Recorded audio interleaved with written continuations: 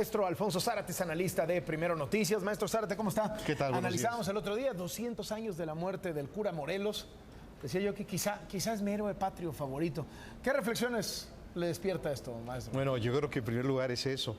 O sea, cuando nosotros revisamos el santoral, los santos laicos de la historia de México, nos encontramos con una cantidad de personajes que alcanzaron el poder, a veces por las vías más heterodoxas, suprimiendo a sus adversarios, que una vez en el poder se enriquecieron desmesuradamente y que nos dejaron a una patria mucho más injusta, mucho más desigual. Y frente a eso uno ve la figura de Morelos y dice, este es uno de los héroes más auténticos en la historia de México.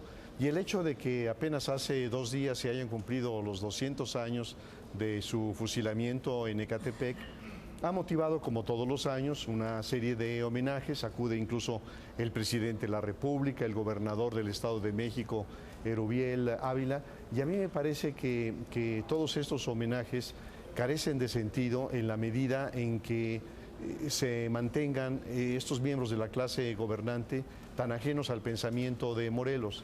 Yo seleccioné de los sentimientos de la nación ese formidable discurso que pronunció Morelos en la apertura del Congreso de la Anáhuac, dos frases.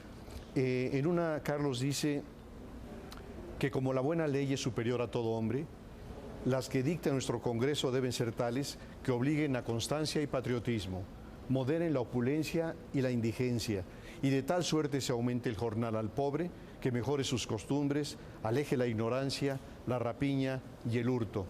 Y este concepto, de alguna manera, es contradicho por lo que ocurrió hace unos cuantos días con la Comisión Nacional de los Salarios Mínimos, en la cual se decreta un incremento de 2 pesos con 94 centavos a partir del año próximo. Es decir, algo tan distante a lo que planteaba Morelos, y diría incluso en contradicción con lo que establece la Constitución, porque sabemos que la Constitución establece que el salario mínimo deberá ser el suficiente para que el padre de familia pueda mantener dignamente a su familia y proveer incluso de los gastos de educación de sus hijos.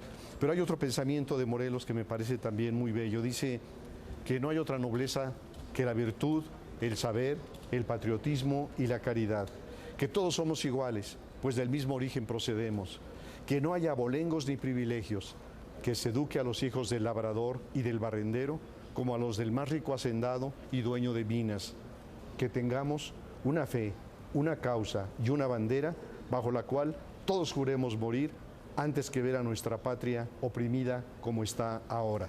Entonces, han transcurrido 200 años y los sentimientos de la nación siguen vigentes, y siguen vigentes porque no se han alcanzado, y esto es una vergüenza, Carlos.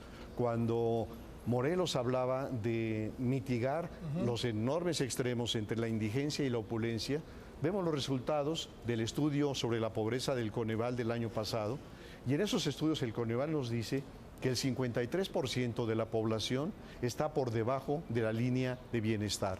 Es decir, que tenemos una condición que cuando menos en esa materia ha permanecido a lo largo de 23 años. Así que a mí me parece que es un absurdo el que la clase gobernante se dedique a rendirle homenaje a Morelos, como lo hace también con Benito Juárez, que hablaba precisamente de la austeridad con la que deben de comportarse los servidores públicos, y decimos, el gran compromiso de los gobernantes es no hacerle homenajes a figuras como Morelos, sino asumir el lenguaje, el compromiso de Morelos de gobernar con virtud, con patriotismo, con sabiduría, porque lo que tenemos es realmente lo contrario. Una clase gobernante que derrocha. En estos mismos días, con motivo del fin de año, vemos de los bonos, las gratificaciones, las fiestas, es decir, nada que ver. Y entonces, pues resulta, por decirlo menos, grotesco este homenaje a Morelos que no se confirma con los hechos. Gracias, maestro Zárate. Mucho gusto. Y muy buenos días.